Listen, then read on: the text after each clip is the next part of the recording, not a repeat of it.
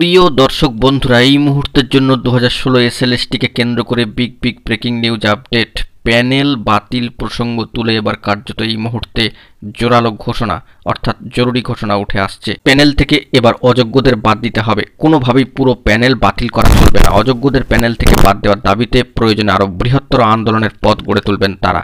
রবিবার ওয়াই চ্যানেলে যোগ্য শিক্ষক শিক্ষিকা অধিকার মঞ্চ 2016 তরফে গণকনভেনশনের ডাক দেওয়া হয় এবং সেখান থেকেই এই সমস্ত দাবি দেওয়াগুলি কিন্তু উঠে আসে যে প্যানেল থেকে অযোগ্যদের বাতিল করতে হবে, কোনোভাবেই প্যানেল বাতিল করা চলবে না। তো আন্দোলনরত শিক্ষকেরা জানাচ্ছেন এই কনভেনশনে শহরের একাধিক বিশিষ্টজন, বেশ কিছু শিক্ষক সংগঠনের সদস্যরা কিন্তু উপস্থিত ছিলেন এবং বিশিষ্টজনদের তরফ থেকে অধিকাংশেরই মত যে নানাভাবে এই পরিস্থিতির মধ্যে প্যানেল বাতিল করা হয়েছে, কার্যত এর ফলে কিন্তু শিক্ষকদেরকে সুপ্রিম কোর্টে যেতে হয়েছে। তো এবার উদ্যোগ নিয়ে এই অযোগ্যদেরকে প্যানেল থেকে বাদ দিতে হবে। আন্দোলনরত শিক্ষকরা জানাচ্ছেন তাদের অভিযোগ যে সিবিআই এর কাছে অযোগ্যদের তালিকা থাকা সত্ত্বেও প্যানেল থেকে অযোগ্যদের বাদ দেওয়া হচ্ছে না কেন? এসএসসি সম্মানীয় আইনজীবীরা সুপ্রিম কোর্টে সব তথ্য সঠিকভাবে তুলে ধরছেন না কেন? সম্মানীয় এক শিক্ষক মেহবুব মণ্ডল মহাশয় বলছেন যে আগামী 15ই জানুয়ারি আবার সর্বোচ্চ ন্যায়ালয়ে সুপ্রিম কোর্টে শুনানি রয়েছে। তার আগে আমরা চাই সম্মানীয় মাননীয় মুখ্যমন্ত্রী এবং সম্মানীয় শিক্ষামন্ত্রীর সঙ্গে বসে আমাদের দাবি দেওয়াগুলির কথা জানাতে চাই।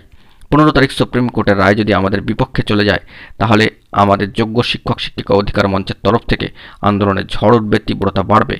তখন আন্দোলন কিন্তু আরও তীব্র হবে, এমনটাই তারা জানাচ্ছেন।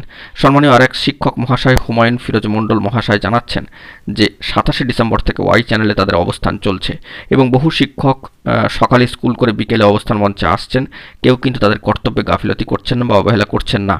সম্মানীয় শিক্ষকের প্রশ্ন, 6 থেকে 7 বছর চাকরি করার পরে আমাদের এই পরিস্থিতির মধ্যে পড়তে হবে কেন? শিক্ষা দপ্তরের গাফিলতির কারণে কেন আমাদের চাকরি অনিশ্চিত হয়ে পড়েছে?